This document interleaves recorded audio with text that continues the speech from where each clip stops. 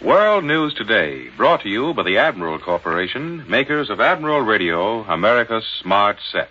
By shortwave broadcast direct from important overseas stations, as well as leading news centers of our own country, CBS correspondents are waiting to bring you a complete report from the world's political and battlefronts. But first, here's Doug Edwards.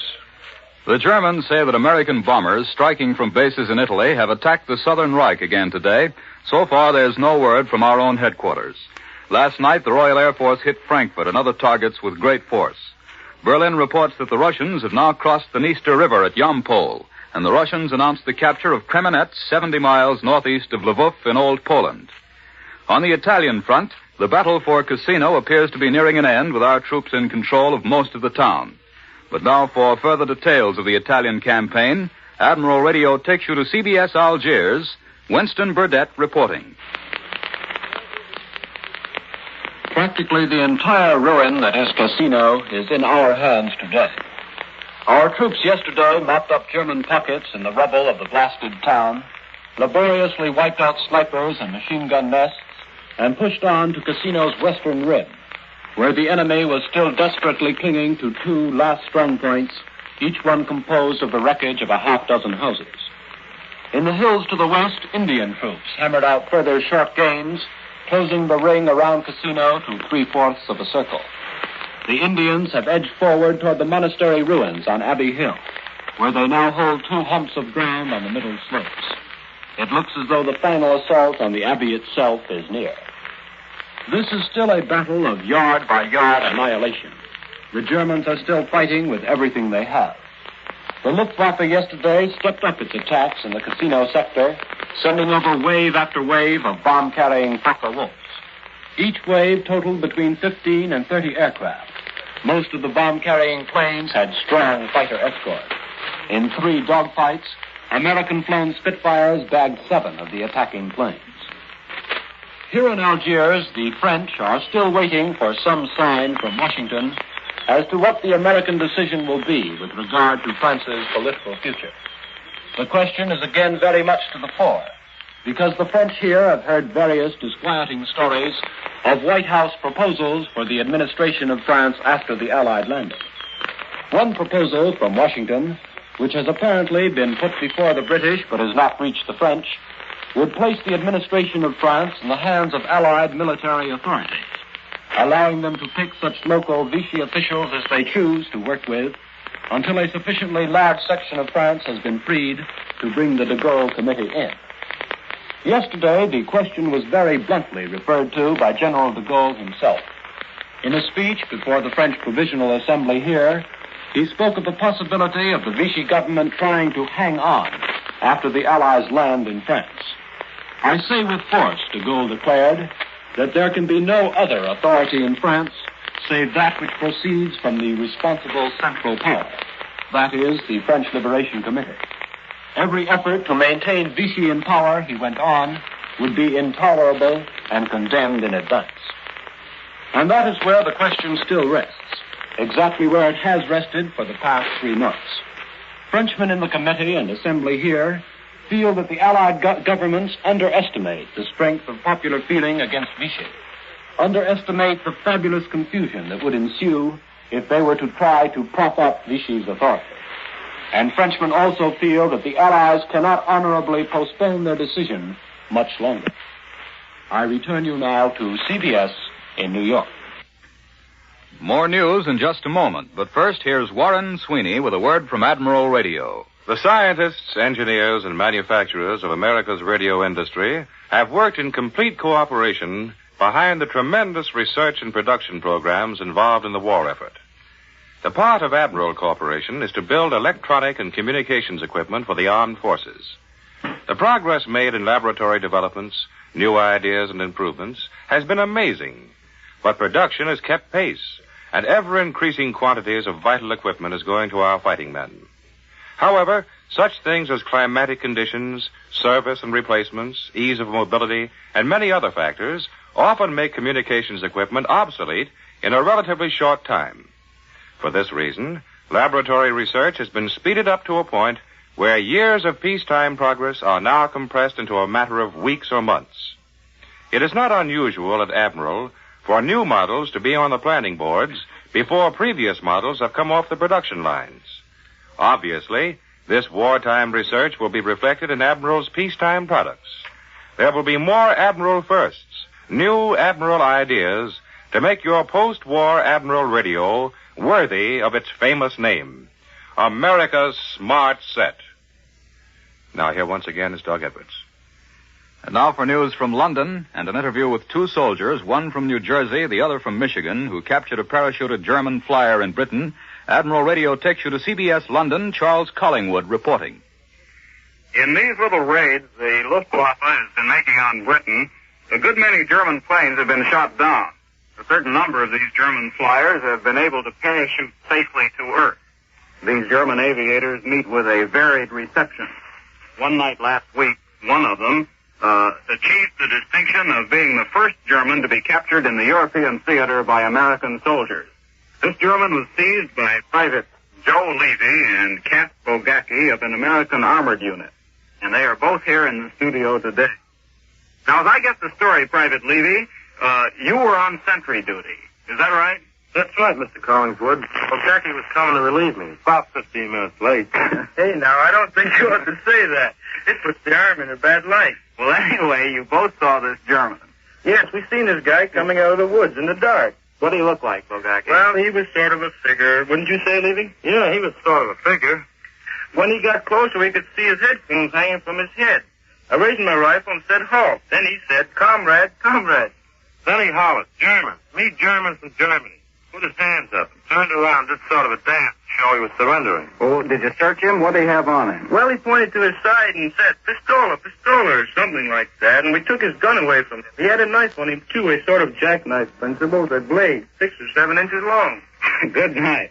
Did you talk to him? Did he speak English or anything? Yes, he spoke pretty good English. His sentences sounded okay. I asked him what happened to him. I said, did Boom Boom get your plane? I don't know how to speak German. He wouldn't say whether the Yak-Yak shot him down. He just said his motor caught on fire. Well, what else did you ask him? We asked him whether Berlin had been bombed good. You did? What did he say? He threw up his hands and said, Berlin kaput, all gone. Did you ask him whether he'd ever been in Russia? Yeah, I asked him about that. He grinned and said, Russia. Oh, no. He looked kind of funny when he talked about Russia. Somebody asked him what he thought about the war, and he shrugged his shoulders and said, war's all over, all finished. Well, it's too bad more of them don't feel that way. They ought to communicate with each other. Well, what sort of a fellow was this German, Levy? What was his rank? He was a corporal. I guess he was a radio operator on the plane. Anyway, he said, telegraph. Well, maybe he was just looking for a Western Union office, huh? How old was he? He was a little fellow. I thought he was about 18, but he said he was 22. Well, he doesn't sound very formidable or very tough to me. Oh, he wasn't. He'd been wandering around for 5 hours, he said, trying to find somebody to surrender to. It's lucky we caught him before he got to the orderly room and surrendered there. That would have made us look bad. We probably would still have been doing guard duty. We probably still would have been, and that would have been too bad because then we wouldn't have been able to have you up here. Anyway, congratulations to you, Private Levy and Private Bogacki, for capturing that German, and thanks a lot for coming up here with us. This is Charles Collingwood in London, returning you to CBS in New York. For the news here at home, Admiral Radio takes you now to CBS Washington. Don Pryor reporting. Washington is waiting for decisions on 2 major issues today. One is the soldier vote bill, which has been on President Roosevelt's desk all week. Whether he lets it become law or vetoes it depends on the answers he gets from the governors of several key states yet to be heard from. So far, it still isn't clear, apparently, whether the new law would increase the number of servicemen who could vote in the election next fall. The other issue is manpower. President Roosevelt has said he would have a statement on that subject early this week. The chances are that he will demand the induction of the vast majority of young men under 26, with the exception of those who are absolutely essential to war production, and they will have to be really essential. Marvin Jones, the War Food Administrator, issued a report today on America's food prospects. He says we will have plenty of food to meet our essential military and civilian requirements, but that this country can't be expected to carry the load of post-war relief feeding in Europe and Asia. America, he said, definitely is not the food basket of the world. Secretary Hull and Leo T. Crowley, the Foreign Economic Administrator, have been discussing revisions in the Master Lend-Lease Agreement with Great Britain. Today, they assured skeptics that all the best interests of American industry and trade will be safeguarded. I return you now to Admiral Radio in New York. Out in the Pacific, our planes continue their heavy attacks on Japanese bases. For a summary of recent developments in that war zone, Admiral Radio takes you, after a few seconds' pause, to CBS Pearl Harbor. Webley Edwards reporting.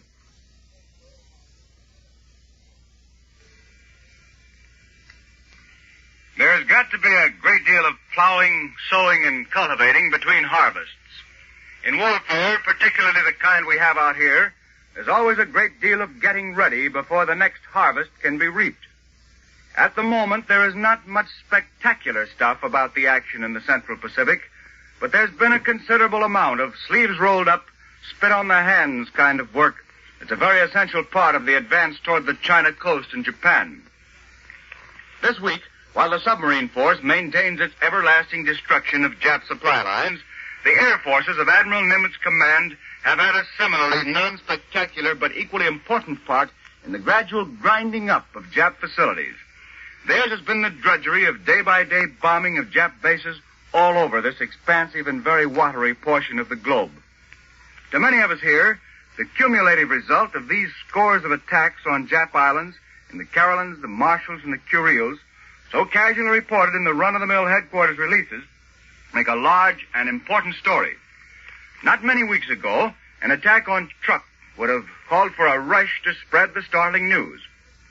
This week, Fleet Air Wing 2 sent planes ranging within easy distance of Truk, attacking Oraluk, 190 miles from Truk, while liberators of the 7th AAF attacked Truk itself without any losses. Kusai and Ponape in the eastern Carolines, not very long ago well beyond our reach, are now being bombed regularly by both Army and Navy land-based planes. The bombing of the bypassed and isolated eastern Marshall Islands, still held by battered Jap garrisons, has become backyard milk run stuff. Fleet Air Wing 4 has continued its bombings of the Kuriles, hitting several times at Paramushiro and Shimushu. And on St. Patrick's Day, Army liberators of the 11th AAF joined them, at the same time sending a liberator down within 500 miles of Japan proper to bomb Matsuwa Island. The effect of these bombings is steady destruction of Jap bases. The Jap High Command can never know when one of these strikes will develop into a major attack or invasion. We've reported these day-by-day attacks to you with no fanfare. We rather take them for granted. We almost forget that these missions are extremely difficult flights over long distances to tiny pinpoint targets and back to pinpoint bases, calling for the most precise navigation and for the conquest of freak weather conditions.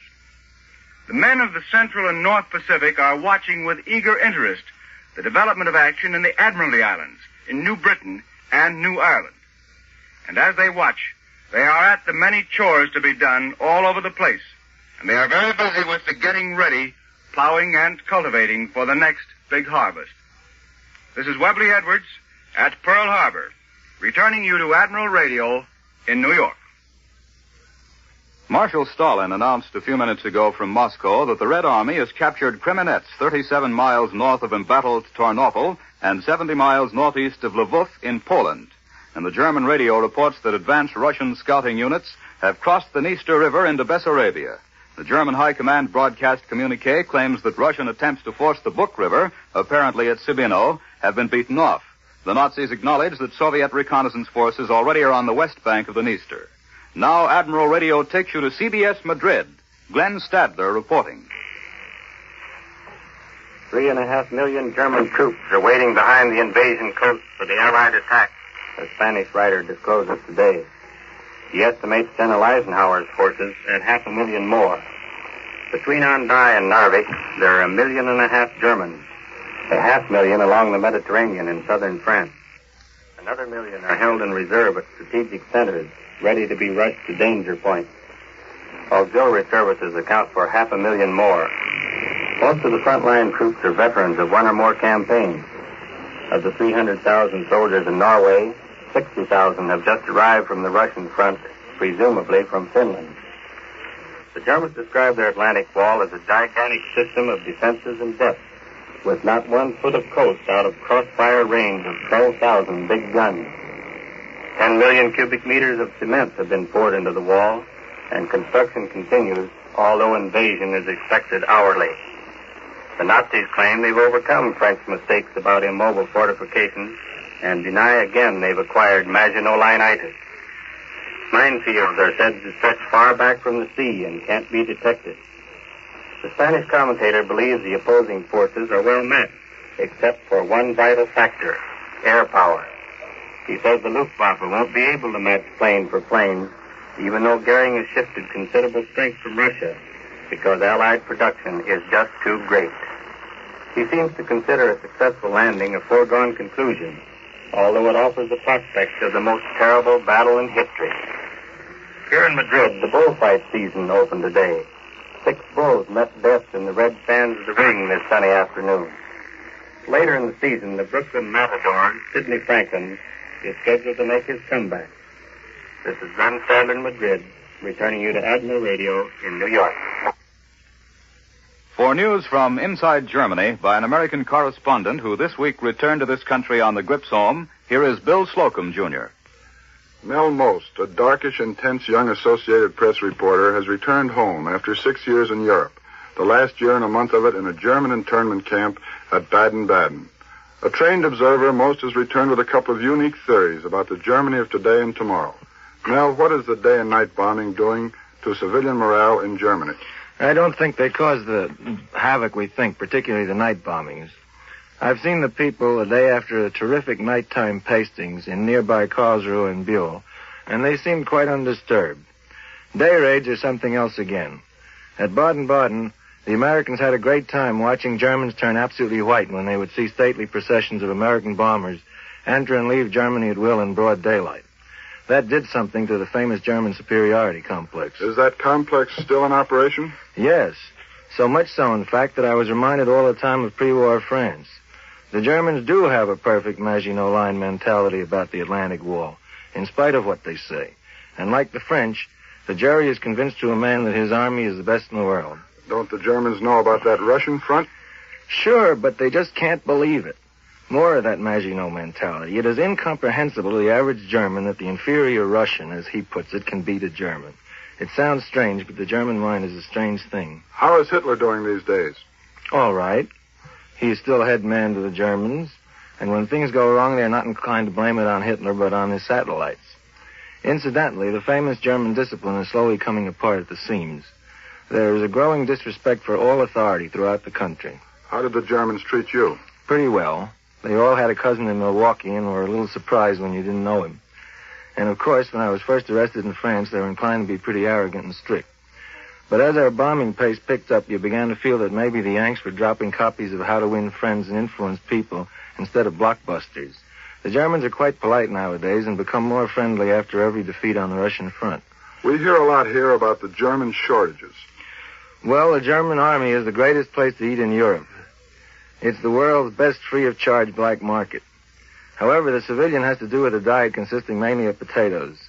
All he needs, but nothing else. And all the shops are a very grim joke to Germans. All the windows, the display windows, are filled with very inviting items, but none is for sale. The racks inside the shop are bare. There are still some very fine articles unsold in Germany, but the shopkeepers are keeping them well hidden as an investment for the future because they have no confidence in the mark. But one thing more, Germany is the only country in Europe where the people are not starving. Mel, what do you think the Germans hope for when this war is over? They are hoping for a compromised peace, of course. But if not, they are hoping, A, that some sort of arrangement will permit the southern Germans to get free of what they consider Prussian domination, and B, that if there is fighting on German soil, the Yanks beat the Russians to Berlin. Thanks, Mel Most of the Associated Press. Now back to Doug Edwards. For an interview with a Coast Guard combat officer who's seen action in the Pacific, Admiral Radio again takes you to Washington. Don Pryor reporting. When the Marines were landed on Namur and Kwajalein Atoll by the Navy and Coast Guard on February 1st, 2 Coast Guardsmen went ashore in the first wave. One of these, Sandor Klein, 32-year-old specialist first class, a combat artist, has just arrived in Washington after being flown back from that area. Each Marine in the operation was a miniature arsenal, while Klein and his companion had only sidearms and sketch pads and pencils and a camera. A year ago, Sandy Klein knew nothing about war. He was a top-flight artist who had studied in Rome and Paris, won the Pulitzer Prize, and had his work exhibited in the best galleries. His job now is to put his impressions of the Pacific War on canvas for the Coast Guard. But now he's going to tell us a little bit about the way war looks to an artist. Just a little bit, I'm afraid. It might be a good thing to tell it all, but it's an awfully grisly business. The ship I was on went inside the Kwajalein Lagoon on D-Day. John Bickle, a photographer, and I went over the side early in the afternoon with a group of Marines. The next morning, Bickle and I transferred to an amphibious tank. The outfit we were with had received orders to remain on the island. This tank was in the first wave to hit the beach at Namur. Well, that must have been reassuring. How did it turn out? All right, fortunately. But we were lucky. There was a big Jap blockhouse on fire about 200 yards dead ahead of us when we hit the beach. It was filled with ammunition, bombs, torpedoes, and all kinds of explosives. All that stuff was exploding. And just as we hit the beach, there was a terrible blast that lifted the tank clear out of the water several feet and crashed it down with a jarring thud. There were about 15 of us inside, and we landed all in a heap. By some miracle, none of us was hurt. Well, then what did you do? We got out of there as fast as we could. The tank was loaded with boxes of grenades. We tossed them out on the beach first and then scrambled for the nearest cover. Was there much opposition there from the Japs, Sandy? It was pretty hot for a while, but the naval bombardment had killed most of them. The island looked like a rubbish heap. There was hardly a tree left standing. The worst thing was the heat and the smell. The smell of the body saturated everything so you could hardly breathe. Even after we went back out to the ship, the smell was still in our clothes. Well, if you can call a thing like that thrilling, what was the greatest thrill you got out there? Seeing my young brother. He was with the 24th Marines in the landing on Roy. I found him the second day after we landed, and he was all right. Incidentally, that's only one brother Sandy has in the service. He has another in the Army, one in the Navy, another who's about to join the Navy. Besides, one of his two sisters, has a son in the Navy. I return you now to Admiral Radio in New York. There's not a word of official news from Helsinki or Moscow today on the status of peace negotiations between the two countries, but Columbia's shortwave listening station heard the British radio relay a Finnish radio report which said, "The Russian terms are altogether too harsh to be accepted. We have now indicated our standpoint. The next step will be taken by Russia. Peace cannot be. Two parties are needed to make peace. Everything now depends on Russia and what she intends to do." From New Delhi, Admiral Mountbatten reports that the Japs are mounting a major offensive in Burma on the Chinwin front. They've already crossed the river in force at several points. Meanwhile, the strong British Indian force, which was landed 150 miles behind the enemy lines in northern Burma, has driven the enemy from a strongly held position. And now, once again, here is Warren Sweeney with a word from Admiral Radio. Wartime demands for better radio equipment have produced many ideas that will be incorporated in Admiral's post-war radios. But there are also some tried-and-true features that will be musts in your peacetime Admiral. The Admiral Aeroscope is one of these musts. Built right into the radio cabinet, the antenna eliminates the fuss and bother of outside aerials and messy, unsightly ground wires. Admiral-built and Admiral-engineered, the Aeroscope tends to reduce static and assures properly amplified sound waves with full power and volume. Today, all the productive facilities of Admiral's great plants are busily engaged in building communications equipment for victory. Tomorrow, when the war is won, this same energy will be applied to building a better Admiral radio for your home. You'll want your post-war set to be an Admiral, built by the world's largest manufacturer of radio phonographs with automatic record changers. The appearance of personnel of the armed services on this program does not necessarily constitute an endorsement of our product. America faces a drastic shortage of waste paper. Your government appeals to you to save every type and kind of paper and send it off to war. The American home is the greatest source of waste paper, and your country appeals to you to help supply the paper needed in the manufacture of so many vital war supplies.